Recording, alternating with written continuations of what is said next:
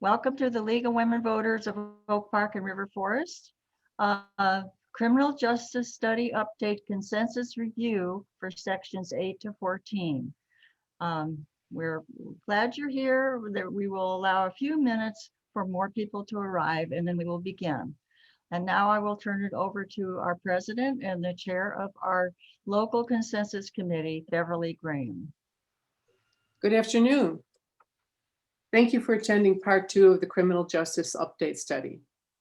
Before we begin, I would like to share with you the great news from Springfield, that in the early hours of the morning this last week, both houses in Springfield passed a significant part of the Black Caucus, House Bill 3653. Although there were 4 pillars of the bill, I'll just touch on the criminal justice reform section. We don't have all the details yet, but sections of the bill include reforms in the following areas: police, sentencing in prison, bail, cash bail was abolished, and violence reduction. As our positions on criminal justice have not been updated since 1995, we were unable to formally advocate for these reforms. But I am pleased to tell you, however, that the recommended positions of our study are in alignment with the bill. Today, the members of our committee, Joan Petertill, Marsha Borders, Judy Crown, Mary Kay Murray, and Michelle Fitzhenry, presentation of item number 7, will discuss sections 8 through 14 of the study. On October 29th, we presented sections 1 through 7. The recording is available for viewing on our YouTube channel, LWVOPRF. The complete study is available on the State League website, LWVIL. Our committee has been working long and hard since last summer, studying, researching, and discussing the details of the proposed updates. On Saturday, January 30th, we will hold our consensus meeting where I hope to see you all on Zoom. At this meeting, we will attempt to reach consensus on all the questions. Participants will voice or submit any additional questions or concerns via chat on that day. Judy Crown will record the results, which will be approved by the directors of our board and then submitted to the state board for their approval. All of this will be presented at the state convention in June for a final vote. Please submit questions via chat, which will be answered at the end of today's presentation. Sue Soizan, member of the original study committee and member of the Chicago League, will guide us through the presentation with her technological expertise. There will be short videos before several of the sections. We will begin with number 8, Restorative Justice. After the video, Marsha Borders will present.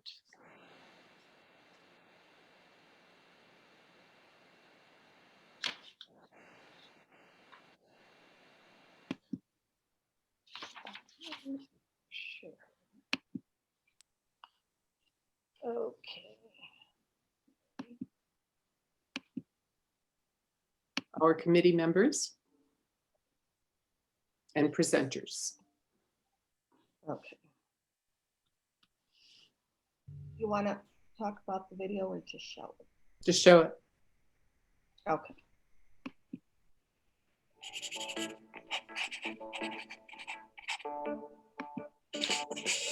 More than half of victims of violent crime don't even call the police in the first place. They prefer nothing to everything we have to offer.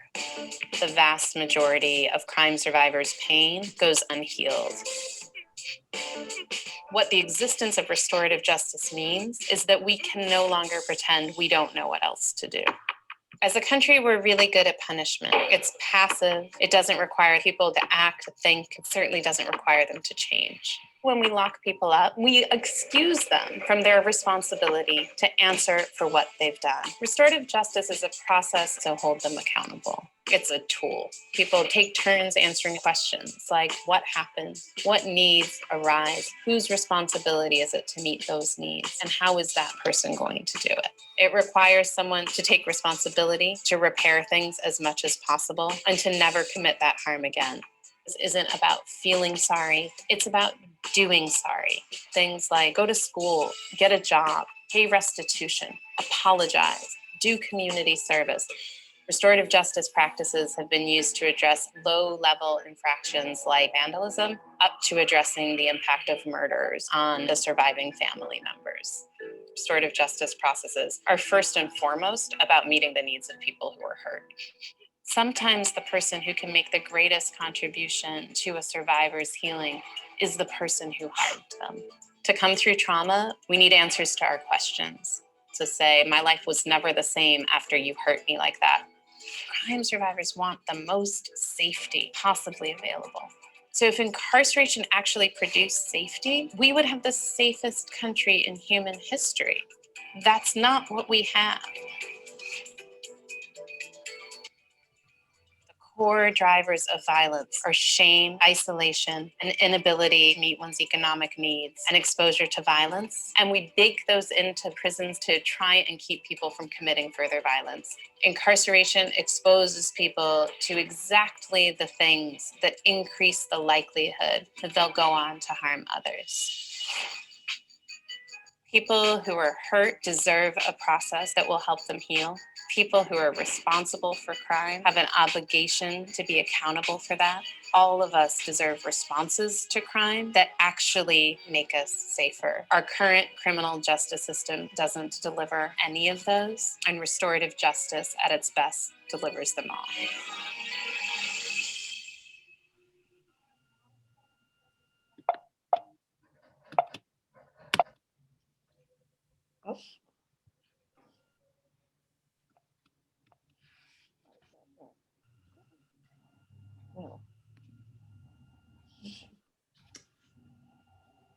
Okay. All right, I'm ready. This is the, as you see, the restorative justice section, and there are 3 questions that are addressed in this particular section. The first question asks, should the criminal justice system be open to the use of restorative justice practices and values, approaches and values? A review of some major points shared in the video reiterates the information that most of us already know, that the US criminal justice system is costly, it's adversarial and punitive, and is not actively charged or reduce criminal behavior, change or reduce criminal behavior. Restorative justice, on the other hand, seeks to provide an alternative framework for thinking about criminal justice.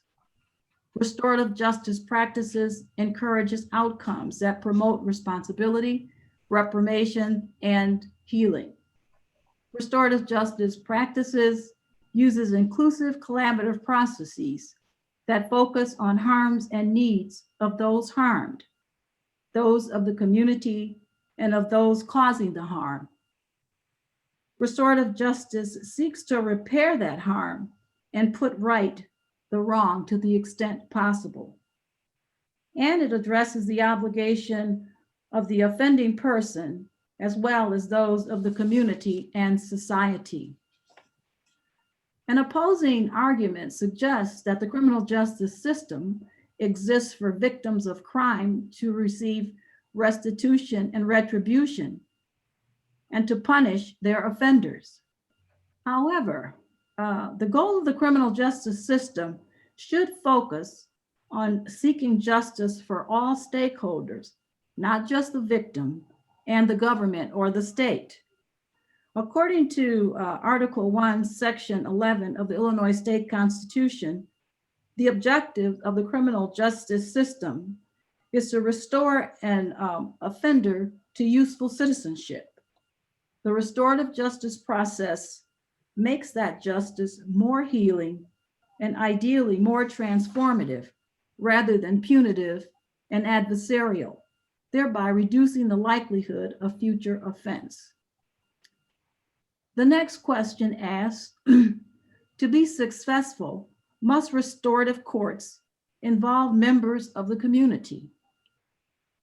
With the implementation of various diversion programs, the criminal justice system has begun moving to options that offer more support for victims.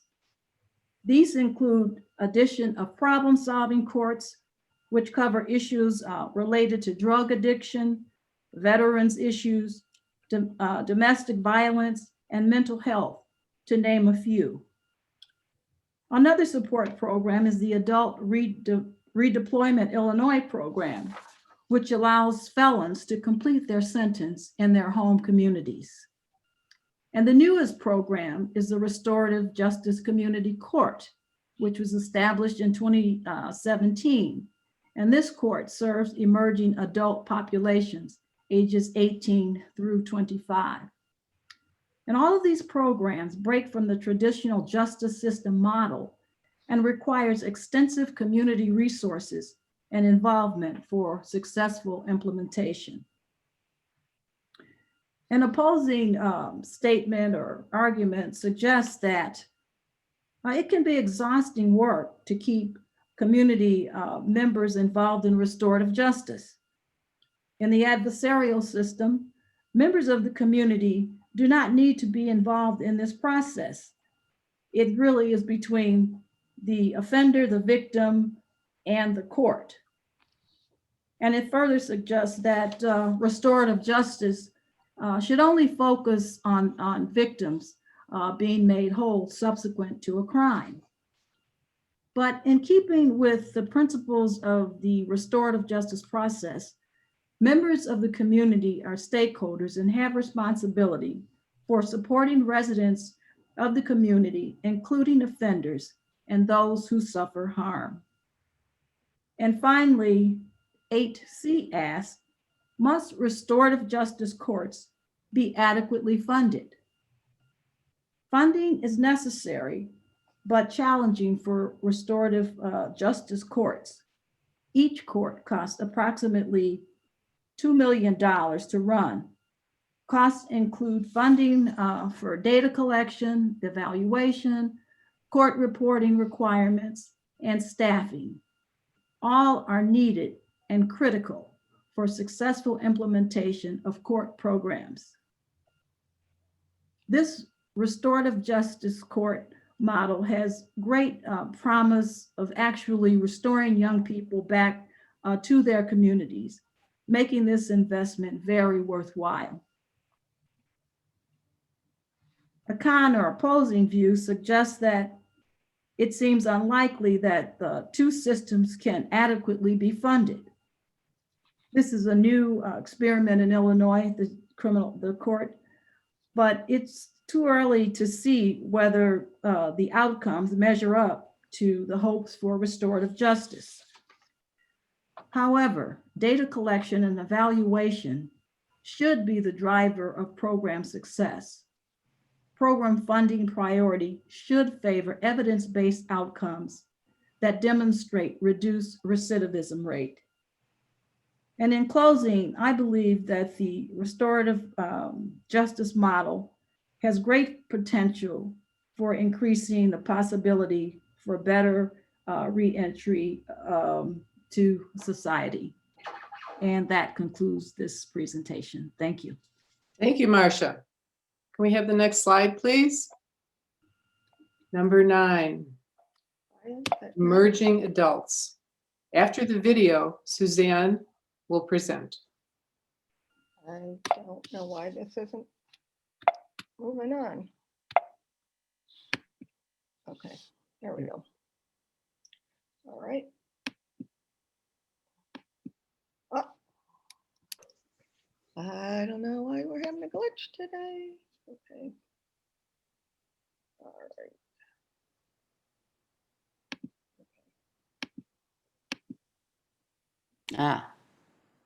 There we go. Sorry. Go back. Why is this doing this? Okay.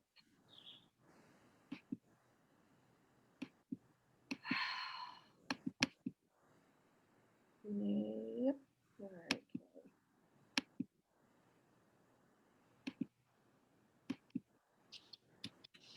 Oh, why is it not playing the video? Should we skip the video? We Want to can try do one it. more time, and then if it doesn't work? I'm think I going to start. All right, let's try again. Here we go. Okay, great. Okay. Why is my, all right, why don't you do this and then we'll try and go back to it. All right. Okay. So Suzanne will present this section on emerging adults. Consensus question 9 is, should emerging adults ages 18 to 25 in the criminal justice system be treated in a developmentally appropriate manner, recognizing that those in this age group are not fully mature and culpable for their actions? There is a growing recognition that emerging adults are developmentally different from older adults. Neuroscience and psychological studies over recent decades have demonstrated that brain development does not abruptly end at age 18, but continues through age 21 and to a lesser extent, about age 25. This transitional period of development is referred to as emerging adulthood. Advances in neuroimaging have allowed scientists to observe the continued development during this period of the prefrontal cortex or frontal lobe, which is one of the last parts of the brain to mature. It is essential for functions such as anticipating consequences, planning, executive functioning, and impulse control. Characteristics of teenagers under 18 that are now understood to continue to some extent beyond 18 include susceptibility to peer pressure, attaching more weight to short-term than long-term consequences, impulsivity, and risk-taking. Scientists and even the NIH have noted that emerging adults have so-called cold cognition, or the ability to correctly answer hypothetical questions about proper behavior, but still have issues with hot cognition, or the ability to apply that abstract knowledge in practice.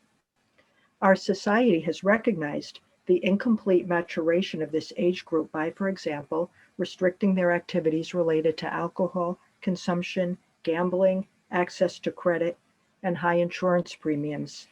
Yet, emerging adults do eventually mature and may become rehabilitated and often outgrow criminal behavior, so the question arises whether they should be given even greater protections in the criminal justice context, rather than be treated in all cases as adults at age 18, including mitigated treatment by sentencing laws, and whether it is unfairly arbitrary to subject them to all of the penal consequences of older adults at the point of the 18th birthday. In fact, the law has already begun to recognize that emerging adults should be given special consideration. For example, in Illinois in 2019, a new law was enacted to establish a parole process for those under 21 at the time of the crime, with review after every 10 to 20 years for most offenses. There was a Cook County young adult pilot project for those aged 18 to 26 in North Lawndale for nonviolent offenses, with dismissal of the case possible on successful completion of a community-focused restorative justice program. The chief judge of the circuit court of Cook County has recently proposed a young adult court for ages 18 to 26. Although not enacted, many co-sponsors in Illinois supported a House bill that would raise the age of juvenile jurisdiction for misdemeanors to 21. Several courts around the country have cited the neuroscience research in finding that harsh sentencing laws should be mitigated for this age group. In other jurisdictions, reforms have included in Vermont, 18 and 19-year-olds not being treated as adults for a number of offenses, and a young adult court for ages 18 to 24 in San Francisco and elsewhere. And when emerging adults are incarcerated, there may be consideration of meaningful prison experiences that rehabilitate and educate them, to which they have been shown to positively respond and minimize their exposure to criminogenic influences. This is possible as some jurisdictions have created separate wings or units tailored to this group. The Cook County Jail had a program called SAVE, or Sheriff's Anti-Violence Effort, where some detainees aged 18 to 24 were in a separate dorm with classes and therapy most of the day. The suggested con is leave age out. Further research might expand or contract the ages involved. Young people are considered adults, as in voting and serving in the military. Why should they be treated differently here? Thank you, Suzanne. Okay, we're gonna try. Next slide, please. There is no video with number do you 10, wanna try courtroom procedures. You want to try this video or Yeah, just if go you- on? try it if you can, if you think You you know can. what? It's telling me I'm having problems with my internet. I guess that's the problem. Sorry. Let's try it again. Oh, all right, we'll just move on. Okay, number 10, courtroom procedures and access. The League's current position is that the League supports improvement in courtroom procedures that serve to minimize confusion and delay and increase fairness and efficiency. Trial should be prompt with a limit on time the accused can be held in jail prior to trial. Sufficient numbers of well-trained judges, assistant state's attorneys, public defenders, and other court personnel are essential. Uniform standards should be used for appointing public defenders. So our update includes ADA recommendations. The question, should barriers to and within the courthouse and courtroom be eliminated whenever possible, so that everyone can hear the proceedings and understand what happened? The pro on this is that barriers can interfere with just proceedings and therefore must be eliminated insofar as possible to accommodate all who must participate in the courtroom proceedings or who have roles in the courthouse. This includes criminal justice personnel, the defendant, witnesses, and other participants in the trial proceedings, but also those observing the proceedings, including family members. Barriers may include physical impediments to people with such disabilities as hearing, vision, or speech. A barrier could be a problem with sound, so that not all are able to hear the proceedings. A barrier might be insufficient time to fairly conduct a hearing. This has been an ongoing problem at Cook County Bond Court. However, the Bond Court has been revamped and now everybody can hear what's going on.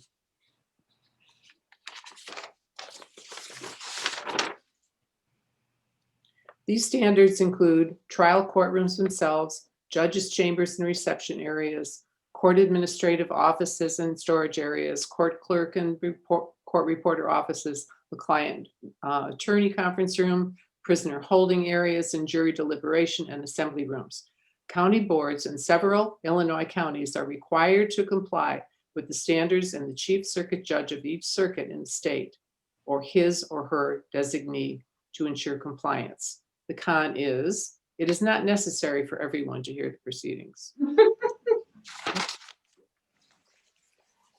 I'll spare my wise crack remark about that. Next is number 11, sentencing laws and procedures. And if we can get the video, we can watch this. And then after that, Suzanne will present. Okay.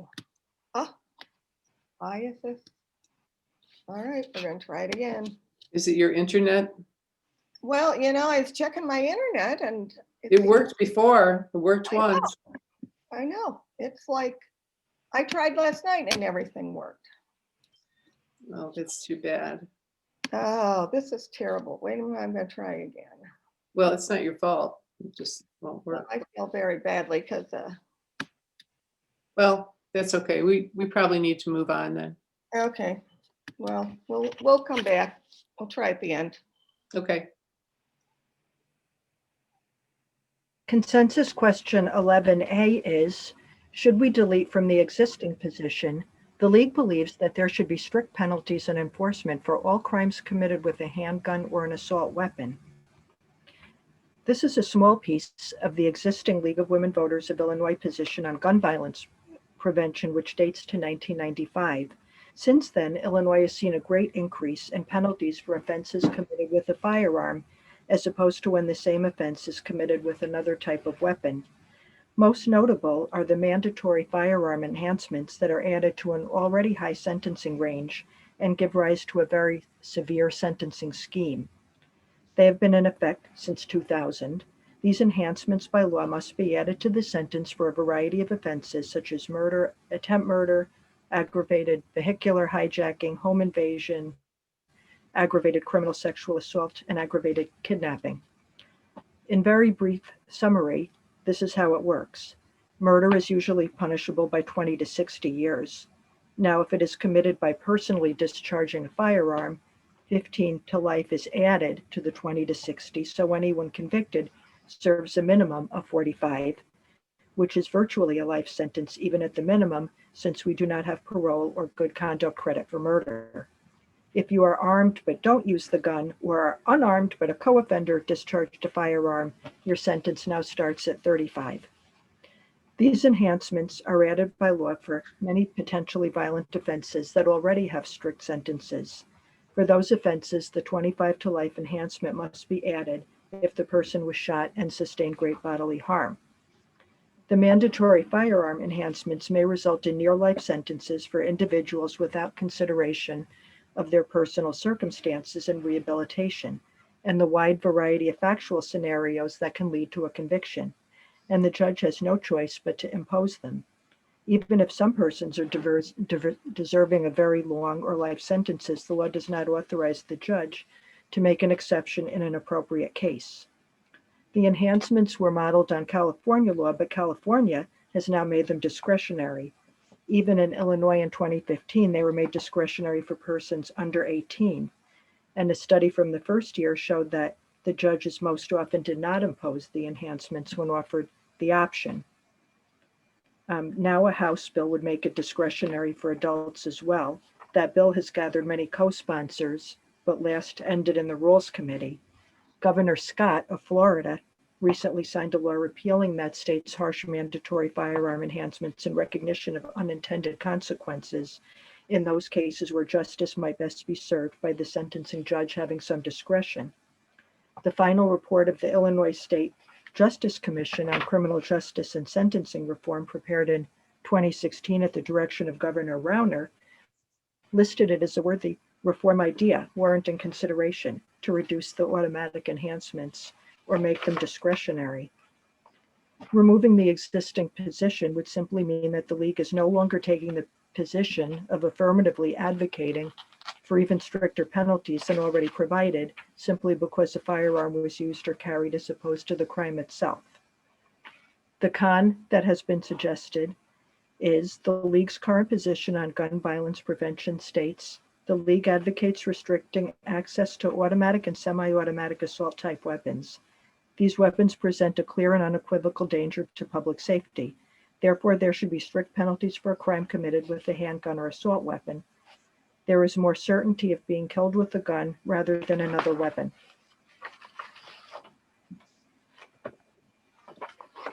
Next slide. Consensus question 11B is, should we revise the position based on consensus regarding the following? Should evidence-based practices guide sentencing laws and prosecutorial decision-making? Evidence-based practices are outcome-focused approaches that have been empirically researched and have demonstrated measurable positive outcomes rather than sentencing laws being driven by incorrect assumptions, anecdotes, or intuition, or generalized outcomes not tailored to the characteristics of the offender. One area where this has been raised is that incarceration has not been shown by evidence to reduce crime and recidivism, as well as alternatives that address the root problem, such as intensive drug treatment programs. Another example is the assumption that long mandatory sentences deter crime, but that may not be borne out by the evidence.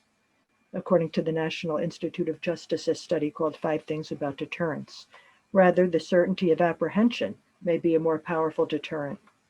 Our current system incapacitates more persons than necessary when research shows that crime diminishes with age, whether or not someone has been behind bars. That is something that can be studied and taken into account. The much-studied Unger group in Maryland provided a natural experiment by revealing that when 188 elderly prisoners convicted of violent crimes such as murder and serving life sentences were released after 30 years due to a court ruling, only a handful were ever rearrested. That shows that incarcerating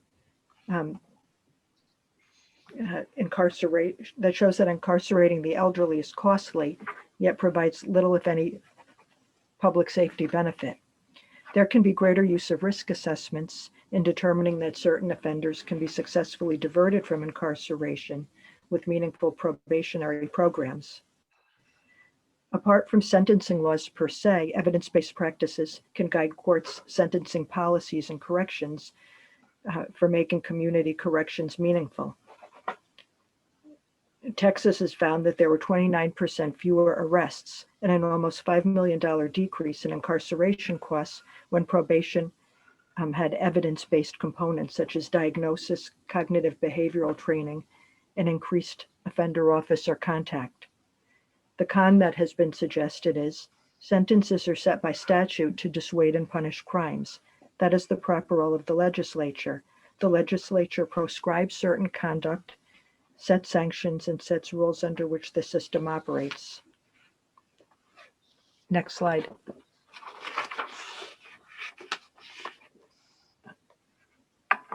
Consensus question 11C is, should sentencing take into consideration the public health issues involved in any crime committed? This is meant to encourage the proper funding of mental health and substance abuse services, which are now underfunded both in prison and after release, or as an alternative to incarceration. The final report of the Illinois State Commission on Criminal Justice and Sentencing Reform in 2016 advocated focusing resources on behavioral health and trauma recovery services as the state's best strategy for reducing crime rather than simply continuing to increase sentences without addressing the underlying public health issues that may lead to crime. Mental health and substance abuse are often a root cause of crime, including violent crime. Other public health funding ideas that might help with crime reduction are quality early childhood programs and quality after-school programs for teens. Studies show that such programs may reduce crime. For example, juvenile delinquency peaks at 3 to 6 p.m. as long as they are well designed and very structured so that negative influences are avoided. Family support services and reentry programs would also be beneficial. State's attorneys' offices in Illinois lobby for early childhood funding based on studies showing positive outcomes. Studies have shown prison does not do much to prevent drug crime recidivism, but intensive drug court programs have better results. The con that has been suggested is public health is too broad a term. The issue of sentencing may consider mental health specifically. Next slide. Consensus question 11D is, should there be more collaboration between stakeholders so that sentencing outcomes are more just and fair?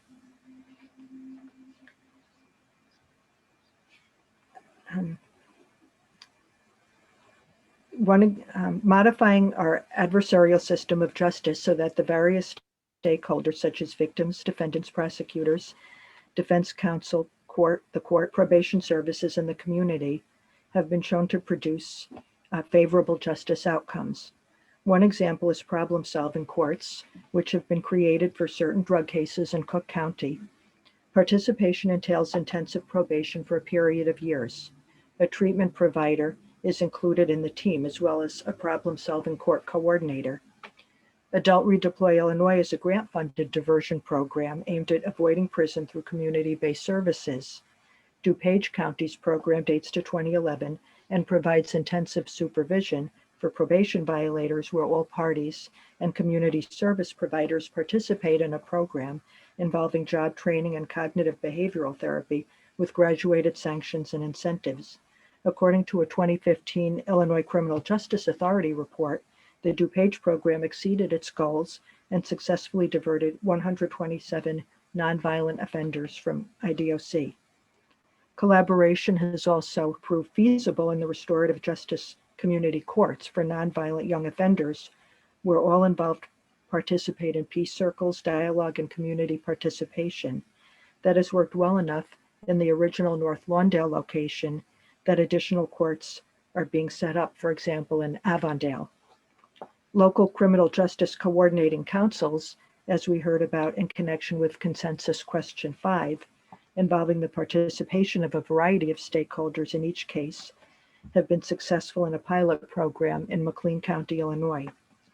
The goal is that, at least for nonviolent offenses, the effort is made to seek justice, take a holistic rather than adversarial view, not overcharge, and make diversion rather than imprisonment the goal when possible. This approach helps prevent recidivism by addressing the root cause of criminal behavior and because the defendant comes to meaningfully understand the impact of his or her conduct and knows that the community is invested. The con that has been suggested is that an increase in collaboration may increase the time involved in getting to a sentence. Additional parties may confuse or distract from the issues involved. Our adversarial system guards against collaboration and or collusion that may not lead to just outcomes. Next slide.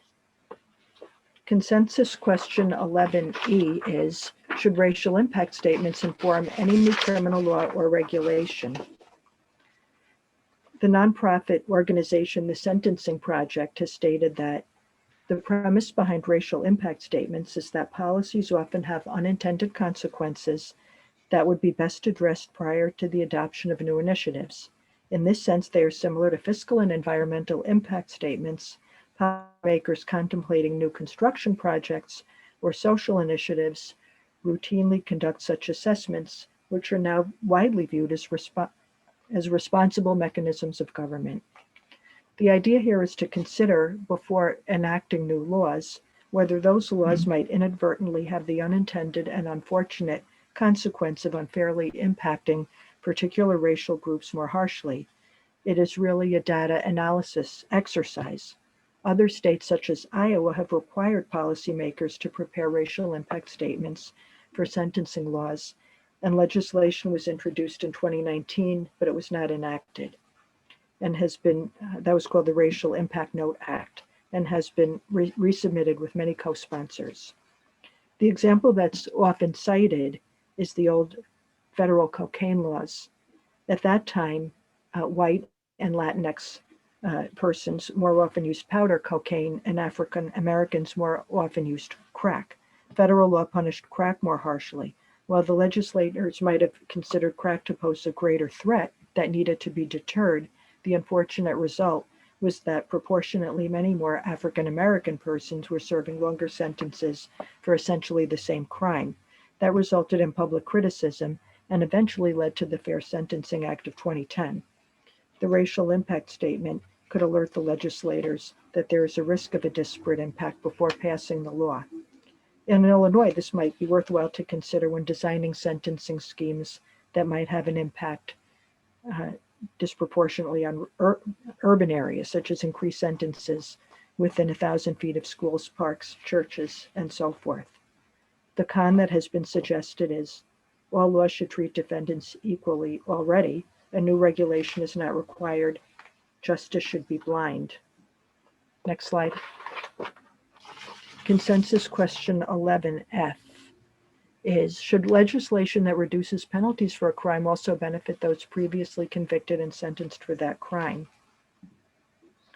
An example of when the failure to make favorable new laws retroactive can be unfair occurred when the Federal Fair Sentencing Act of 2010, as we just mentioned, limited mandatory minimum sentences for certain crack cocaine offenses in an effort to be fair.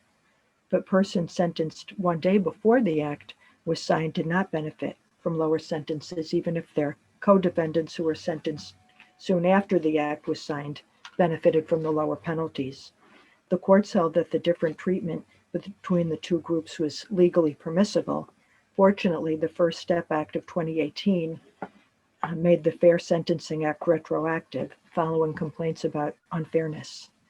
Several sentencing laws in Illinois are drafted so as to apply prospectively only to persons sentenced after the effective date. One example is those under 21 at the time of the commission of the offense can now apply for periodic parole hearings. Another example is firearm enhancements are discretionary for those under 18 at the time of the offense. Both of those are for those sentenced after a certain date, the effective date.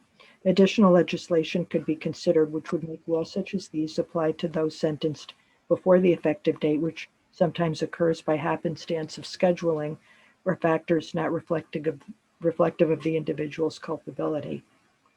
The con that has been suggested is, if someone is convicted of a crime, that person should serve out that sentence even if the law is changed. One might also consider that legislators who have passed progressive sentencing reforms have sometimes decided to include savings clauses, making the laws prospective only. It's also been pointed out that in the many cases that are resolved by guilty pleas with dropped and reduced charges, the defendant already got the benefit of a bargain with the approval of all involved. Next slide. Should the charge of felony murder be abolished is consensus question 11G. Let us first define what felony murder is. In Illinois, first-degree murder can be committed in 3 ways. 1, killing a person with intent to kill or to do great bodily harm. 2, knowing that the acts create a strong probability of death or great bodily harm to another person. To be guilty of first-degree murder, the defendant does not himself have to kill anyone, but can be guilty of, for example, aiding and abetting. The third kind of murder is felony murder, when a person kills someone in attempting or committing a forcible felony. Often it is when the defendant or a co-defendant kills someone, just like in the other 2 kinds of murder, but does so in the course of committing a felony. But the most troubling and controversial kind of felony murder is when the person is not killed by one of the co-defendants, but by a third party. Felons can be held accountable for any foreseeable deaths that occur during the commission of a felony, which can include when co-defendants are killed by police officers or crime victims. A recent example that received media attention occurred when a group of teens were stealing a car from a homeowner in Lake County. The 75-year-old homeowner came out and fatally shot one of the group. The surviving members of the group were charged with felony murder, although they had not planned to cause anyone's death. Eventually, the charges were dropped after public complaints. The teens ended up pleading guilty to lesser charges. In 2006, off-duty police officers who were armed robbery victims caused the death of one of the robbers, and the other robber was convicted of the murder, which was upheld. The law considers unintentional deaths to be foreseeable, where a layperson might not. The United States is one of the last major modern countries to still enforce felony murder rules. Felony murder is widely criticized because it can lead to murder charges for people with little or no involvement in the death. Many Western countries have abolished it, and many states have limited its application to avoid unfair results. The con that has been stated is felony murder is a charge that can be levied on a person to punish that person or their co-defendants involved in a crime that result in someone's death. The charge assumes that an individual or group involved in committing a crime that ends in death should have known that death could be a consequence, and all are equally culpable. Thank you, Suzanne. Sue, do you want to try that video again? All right, we're gonna try for the video. The previous one, the one with sentencing, Okay. Jason's story. The one with Jason's story. All right, let's see if it's working. I've been messing with my internet. So There it is. let's hope. Okay. Darn it. Nope. Try. Nope. Aha! Got it. Okay. It started. Ugh, All right. I had it. It was I starting. know. Try it again. I'm not going to share the whole screen. I'm just going to share it this way and see if we can Okay. get it. Maybe that's the problem. I don't know.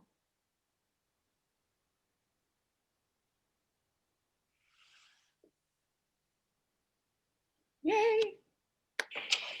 Jason, I've thought about this all week. I don't want to give you life without parole.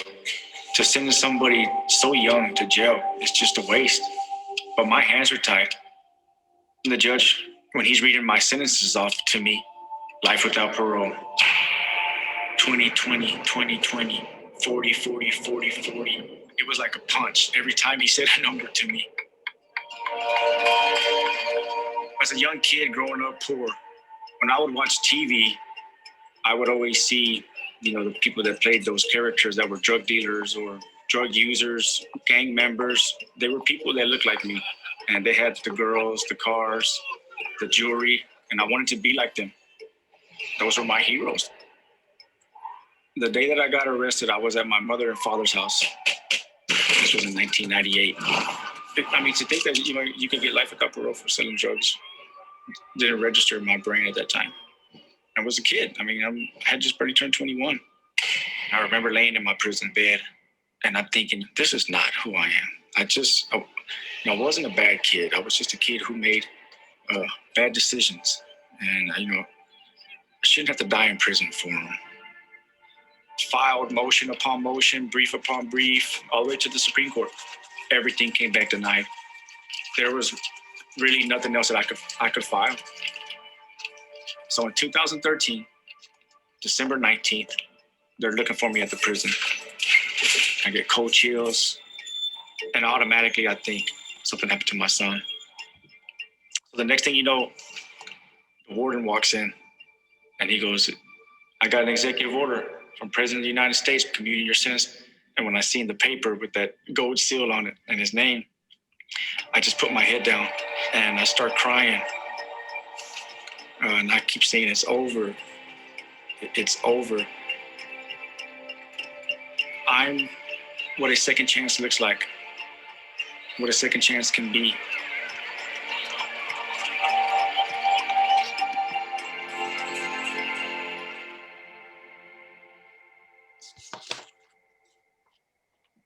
Okay.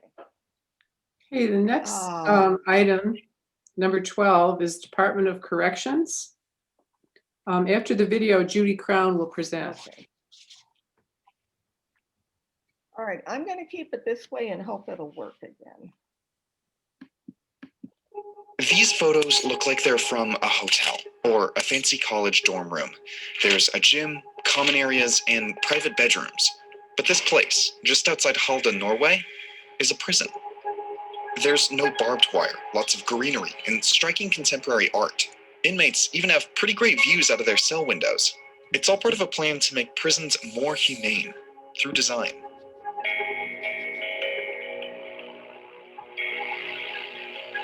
The underlying philosophy behind humane prison design argues that the look and feel of a prison shouldn't be a punishment. The sentence is taking away the freedom. Everyday life shouldn't be a sentence. And the first thing designers focus on is the basic architecture of prison buildings. In most prison architecture, facilities are consolidated into one contiguous building. A courtyard design uses a rectangular building around a central outdoor space. In a telephone pole design, rows of buildings are stacked like a ladder, and radial designs have corridors that branch out from a central hub, like spokes on a wheel. While these layouts are good for moving lots of inmates around efficiently, they restrict prisoners to identical indoor hallways day after day, and tight quarters can unintentionally create tension and conflict. So humane prisons are often laid out in a campus design, where facilities are split between separate buildings with a surrounding perimeter wall. At Norway's Halden prison, housing is located here, while education and visitation spaces are here, in separate buildings. This means most inmates have to start their day with a commute, mimicking life in the outside world and providing easy access to outdoor physical activity. And unlike other layouts, which have windows that look out onto the prison itself, campus design gives inmates a rich view of their surrounding environment. This access to nature also helps inmates track the passage of time. The inmates felt that they were in a diving bell. They were disconnected with time and with space. Spending time outside and seeing days and seasons pass through windows helps reduce this problem. Plus, the grounds of humane prisons are usually landscaped carefully. At Halden, tall birch and pine trees dwarf the buildings and obscure the perimeter wall, lending what designers call an anti-authoritarian feel to the campus. Inmates are never made to feel intimidated by the architecture itself. Building materials influence humane design too. In other prisons, interiors are made from hard materials like concrete, linoleum, and steel. Materials like this block light, are visually unappealing, and constantly reflect noise. In prisons like Halden, you'll see glass to let in natural light, and materials like cork and wood to muffle noise. But humane prison design isn't just about architecture and materials. It's also about what happens inside the walls. Halden's design affects the way correctional officers and inmates interact. Because housing is broken up into small communities with a shared kitchen and communal space, correctional officers can easily monitor inmates through regular face-to-face contact instead of observing large groups of people from a distance. And the guards' rooms are intentionally designed too small to incentivize them to move out into the inmates' common area. And this, that the guards are together with the inmates, is a very important security system. Campus layouts help that relationship flourish. A study of architecture in Dutch correctional facilities found that campus design ranked highest in inmate-staff relationships. And US prison studies from the late 90s found that this style of direct contact resulted in fewer violent or security-related incidents. Designing these humane prisons costs money, which is why most of the groundbreaking work is happening in Western Europe and Scandinavia, where smaller prison populations and more robust social support systems allow for more flexible experimentation. And because US prisons often prize cost saving over design, it's still uncommon to see them here. But places like Halden are setting a new precedent for what the prison of the future could look like. It's so important to have a human behavior towards the people, so they are not so angry, but give them human dignity. It might feel counterintuitive to create pleasant, well-designed spaces like this for people who have committed crimes. But under a design philosophy like this, being imprisoned is the punishment. The architecture doesn't have to be.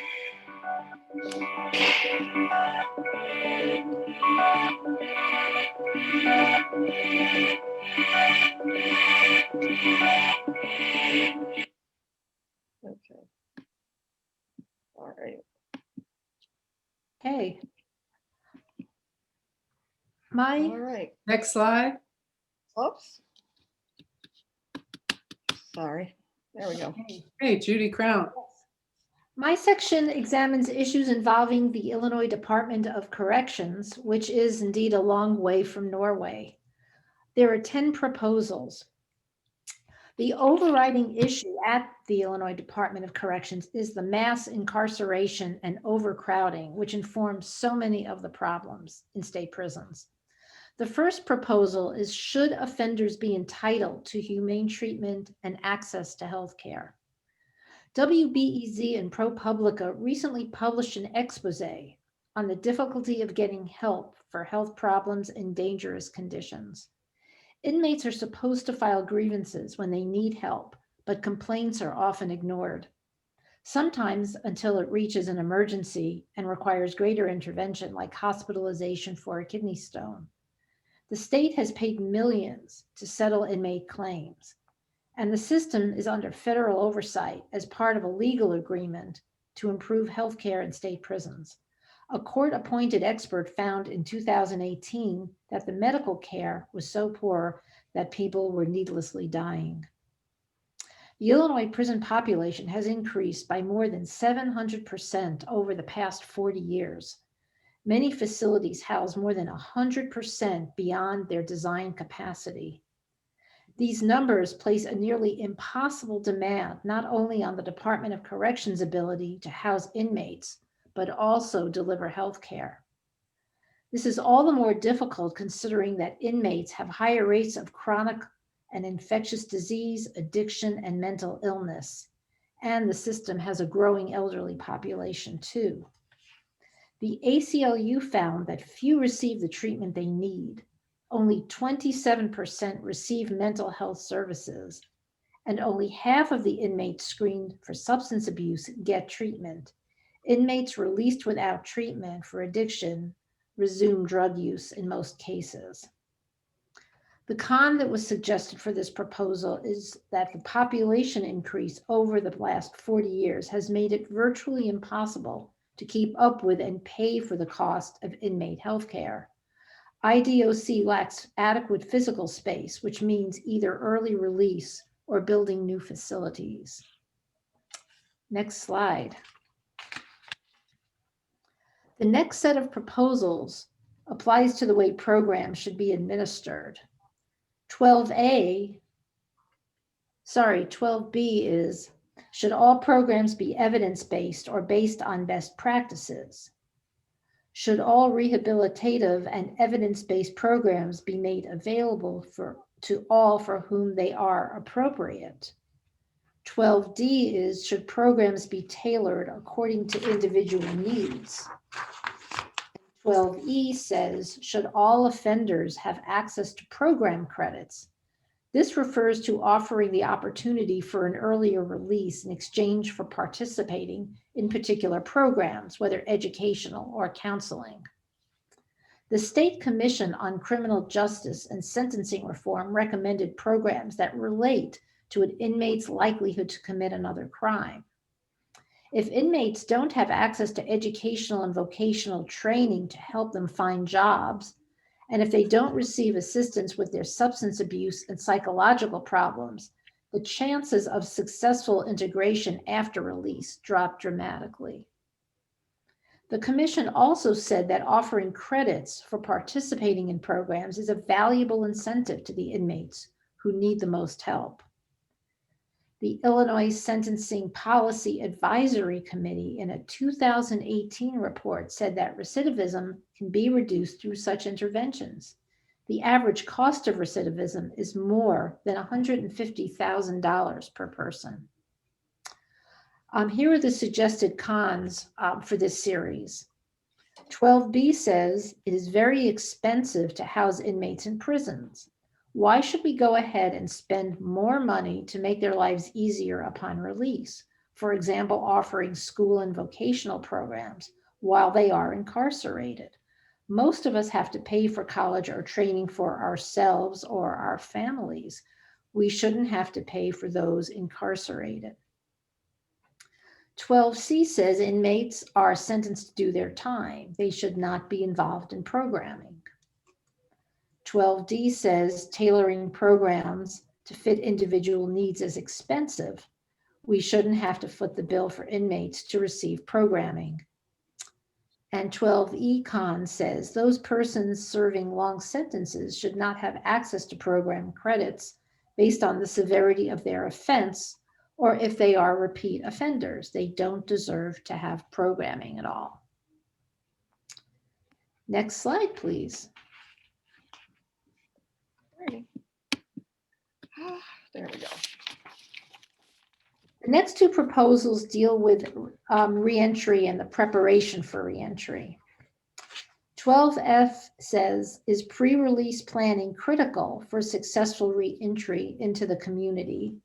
And 12G says, are adult transition centers critical in bridging the gap between prison and the community in order to ensure successful reintegration into society? Transition centers are secure facilities that prepare inmates to return to the community. The State Commission found that releasing an inmate without adequate preparation and support outside prison is a recipe for failure. Adult transition centers have proven to be an effective way to help offenders adjust from life behind bars to life on the outside. There are 4 operating in Illinois currently. There are 2 in the city of Chicago, 1 in Fox Valley, and 1 in Peoria. Here are the cons for these 2. 12F con says it should be incumbent upon the releasee to plan for his or her release. And 12G con says when individuals are released from prison, they should not continue to be housed at taxpayer expense. When they have completed their sentence, they should find their own housing. Transition centers are ineffective since they have rules, but no special areas of confinement if the rules are not followed. And just a note here, the Commission recommended that housing in a transition center comes prior to the completion of a sentence, not in addition. So it shouldn't really be added to the overall expense of incarceration. And the final slide. The final 3 proposals pertain to the period after release. 12H says, should the length of mandatory supervised release be determined by completion of goals tailored to the individual rather than a strict length of time? The next one says, should rules attached to supervised release be clearly explained to the offender, as well as expected consequences if rules are violated? And 12J says, should caseloads be manageable so that parole officers are able to play a supportive role with the parolee? A new statement by the group called the Executives Transforming Probation and Parole called for probation and parole to be substantially downsized, less punitive, more hopeful, equitable, and restorative.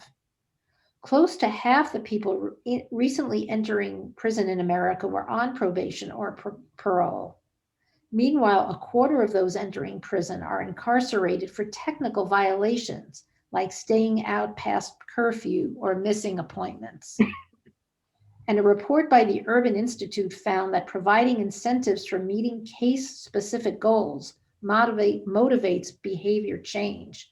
This can be getting a job or enrolling in an education or rehab program. Experts recommend front-loading supervision in the first year, which is the period of highest risk.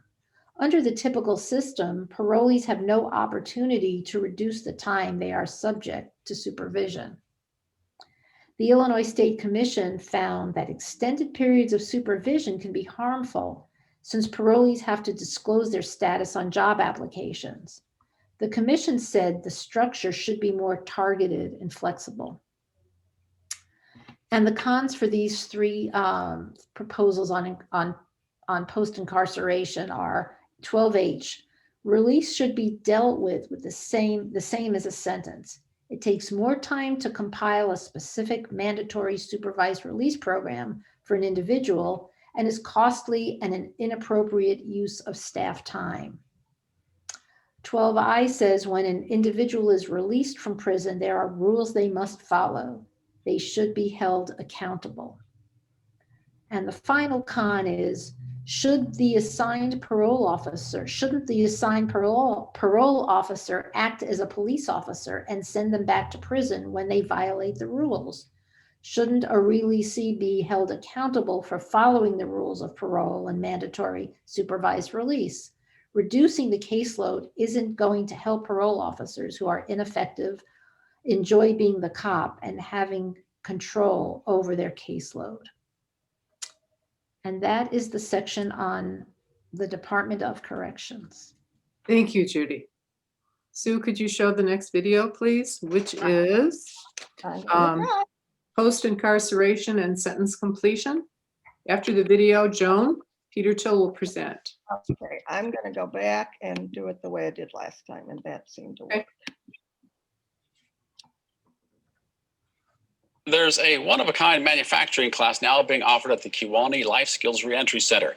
Inmates there get hands-on learning about different areas of manufacturing. The course runs about 12 weeks. The goal is for inmates to have the tools they need to enter an industry where they're needed. Local 4 Zachary Winnicky is in the studio with those details. Zachary? Jim, when I was down there in Kiwani today, I saw them doing all kinds of things like writing code and doing college-level math, and they take it very seriously.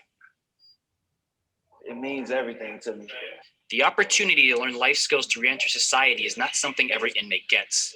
But the Kiwani Life Skills Reentry Center is giving inmates the chance to get into an industry where they are needed with its first-of-a-kind manufacturing class.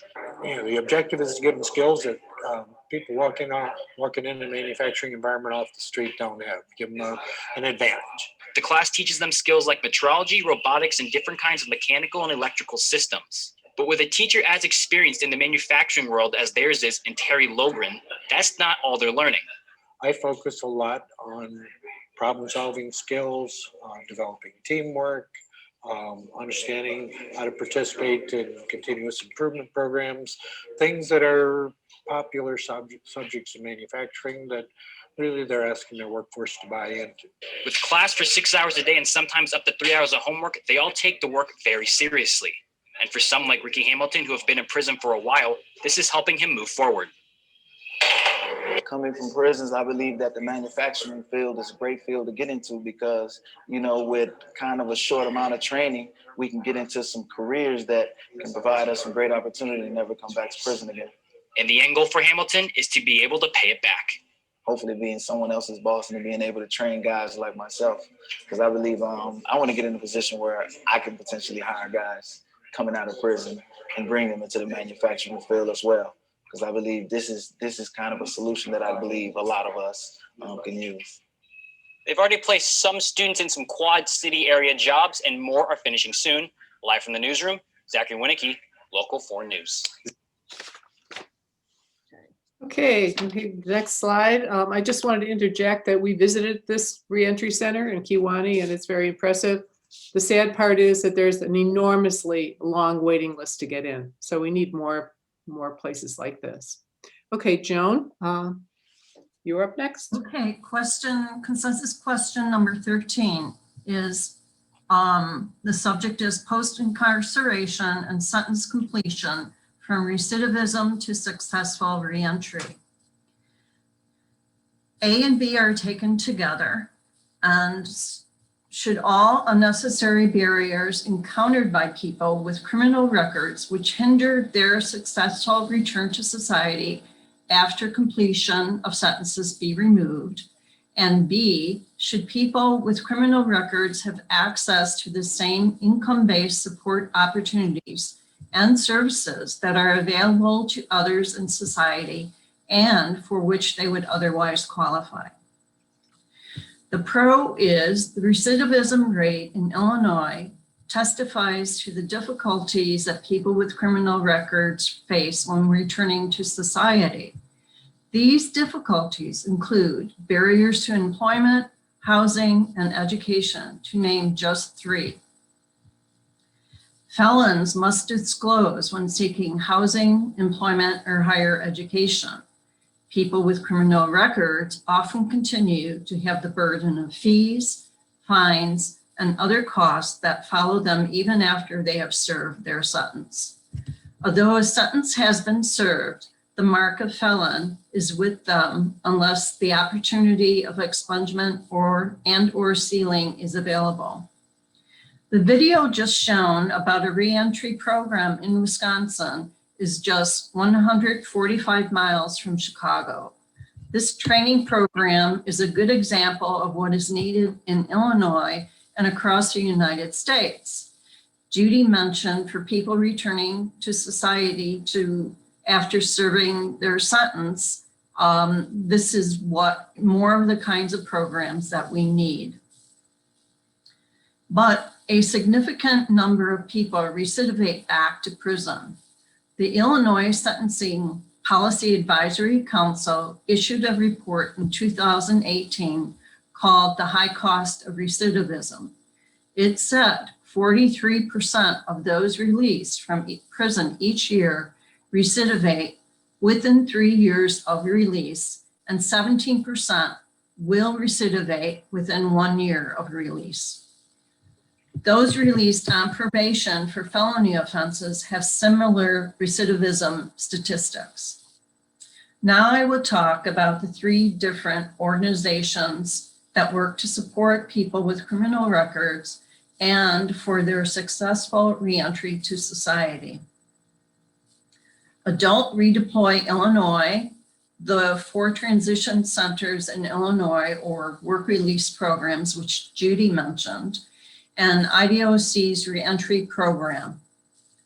Adult Redeploy Illinois is a state grant program supporting local efforts to divert individuals from prison to more effective and less expensive community-based supervision and services. Adult Redeploy sites use grant funds to design and implement programs that address individuals' risks and needs and leverage their assets such as family support and employment to improve public safety and personal outcomes. It has grown from 5 initial pilot sites in early 2011 to the current 26 sites implementing about 50 programs covering 42 Illinois counties. And that is as of March 2019.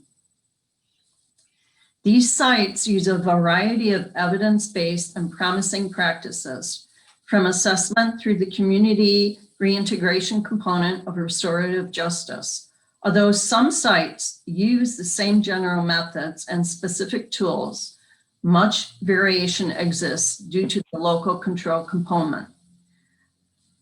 By providing financial incentives to counties or judicial circuits to create effective local level evidence-based services, it is possible to reduce crime and recidivism at a lower cost to taxpayers. Adult Redeploy recommends smaller probation caseload standards and intensive probation supervision with services to help reduce recidivism. The 4 work release centers in Illinois, which Judy mentioned, are in the Chicago and the suburban area of Illinois. This is down from 12 in the 1980s. The National Institute of Justice reports that inmates who work for private companies as part of a work release program obtain employment faster upon release, keep jobs for longer periods of time, and have lower recidivism rates than those in the general prison population. So as Judy mentioned, there are 4. One is in Peoria, there are 2 in Chicago, Crossroads on the west side of Chicago, North Lawndale, and then Fox Valley, which is a women-only work release program. By all accounts, Illinois work release programs have been successful in reducing the number of inmates who return to prison. IDOC reports that 31% of the transition center residents return to prison, compared to over 50% of those in the general prison population. A quote from Michael Ross, a longtime corrections officer in the Decatur area. Work release really gives residents a leg up. The guys work hard because they know that they have something to prove.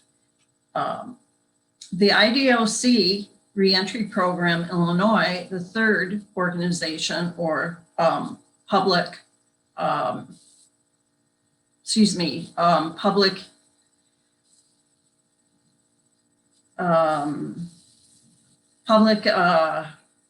support for reentry. In 2019, more than 23,000 men and women were released from IDOC.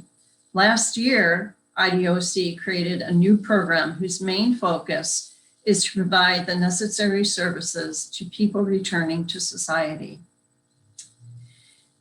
Administrator for the Reentry Program Illinois, Jennifer Parek, said it's all about bridging the gap between life inside the correctional facility and when people are released on parole. We ensure we're helping people get their birth certificates, social security cards, and be able to have the right paperwork to get their state ID. We also work connecting them to follow-up treatment for mental health, medical, any other additional programming, and follow-up substance abuse treatment they may need. A real big focus is around housing. A quote from Ms. Parek is, "We really knew that we were not adequately preparing our men and women to leave our correctional facilities and be successful." According to IDOC, in the past year, the team has already increased Medicaid enrollment, helped more women receive SNAP benefits, removed time constraints on birth certificates, and allowed men and women to apply for jobs before their release. The 2016 final report of the Illinois State Commission on Criminal Justice and Sentencing Reform has recommended enhanced rehab programming in IDOC to better equip people returning to society and the removal of unnecessary barriers to occupations requiring licenses. The con on both A and B is, even though someone has completed their sentence they still may pose a danger to the community. Those convicted of certain crimes forfeit their rights forever. And that concludes part 13. Thank you, Joan. Thank you. Our last section, Mary Kay will present on funding, and there is no video. Okay, question 14 on funding. It should be noted that funding is addressed in many of the positions discussed earlier, as we've just heard, that our existing position on funding noted below is quite robust and addresses many of the same issues. This question focuses on adjustment to the last statement in our existing position. We're going to look at questions 14A and B, and also the need for periodic review of all program funding to ensure its effectiveness, question 14C. The existing position, funding. The League believes that criminal justice system must be adequately funded in order to carry out its goals. Funding of specialized programs for offenders, such as mental health service, programs for female offenders, and substance abuse treatment is essential. The League supports funding to guarantee humane prison conditions and to provide programs and services that offer the opportunity for self-improvement. The League believes that state funds should emphasize community-based sanctions over the construction of more prisons. Question 14A, should we delete from the existing position this last statement? That is that the League believes that state funds should emphasize community-based sanctions over the construction of more prisons. 14B, below is simply a better rewording of that position, substituting and treatment instead of incarceration for over the construction of more prisons. Should we revise the position based on consensus regarding the following? 14B, should state funding emphasize community-based sanctions and treatment instead of incarceration? The pro, whenever possible and appropriate, community-based corrections should be utilized. They provide superior outcomes for the community and the offender.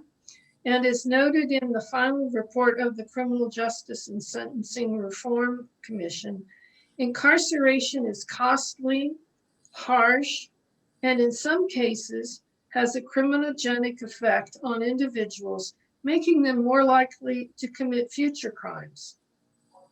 The Illinois Crime Reduction Act of 2009 established the Adult Redeploy Illinois, as we've heard about, to provide financial incentives to local jurisdictions for programs that allow the diversion of individuals from state prisons by providing community-based services. ARI provides grants to counties, groups of counties, and judicial circuits to increase programming in their areas in exchange for reducing the number of people sent to the Illinois Department of Corrections.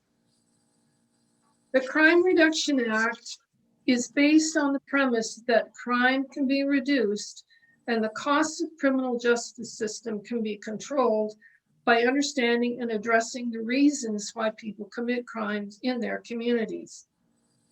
In addition to providing alternative sanctions, community programs also offer treatment programs through problem-solving courts, also known as specialty or therapeutic courts, including drug, mental health, veterans, and DUI courts.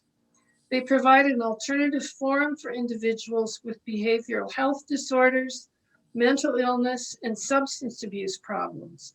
They utilize a collaborative therapeutic approach with justice professionals partnering with community treatment providers to address an individual's underlying behavioral health issues, thus allowing people a chance to change their behavior and to live differently. Please also recall the discussions of question 5 on criminal justice coordinating councils, questions 8 on restorative justice, question 12 on the Illinois Department of Corrections, and question 13 on post-incarceration and sentence completion.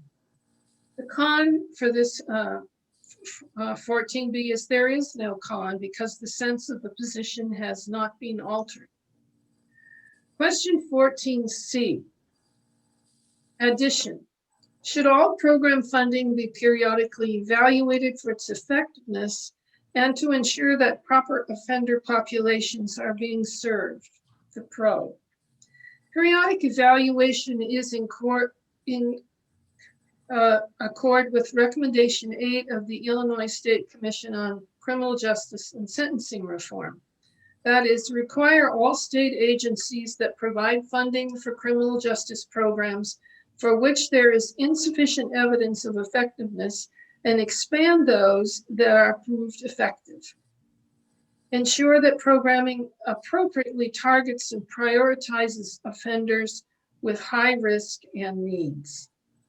The con to this is that won't people directly involved keep the programs that work and eliminate the ones that don't work? Is oversight necessary? Personally, I think oversight is essential. That's all for question 14. Thank you. Thank you. I want to thank my wonderful committee members for all their hard work and did such a good job today. I would like to encourage everyone, and I would also, of course, like to thank Judith McDivitt for hosting, very important. I would like to encourage everyone to come to our consensus meeting. The consensus meeting is the most important part of this process because the board approves what we come to consensus on, and then that is passed on to the state league from there. And I talked about it earlier in final approval in June. But at the consensus meeting, I just want you to know we will just read the questions because we have had all of this presentation. We will not ask people not to ask questions because, of course, if you have any, we need to answer them, and any comments you would like entered and for the state to get. But this will go much faster. So we'll just go through every question on all 14 items. And I really, really hope as many of you come as possible. And there is one question in the chat.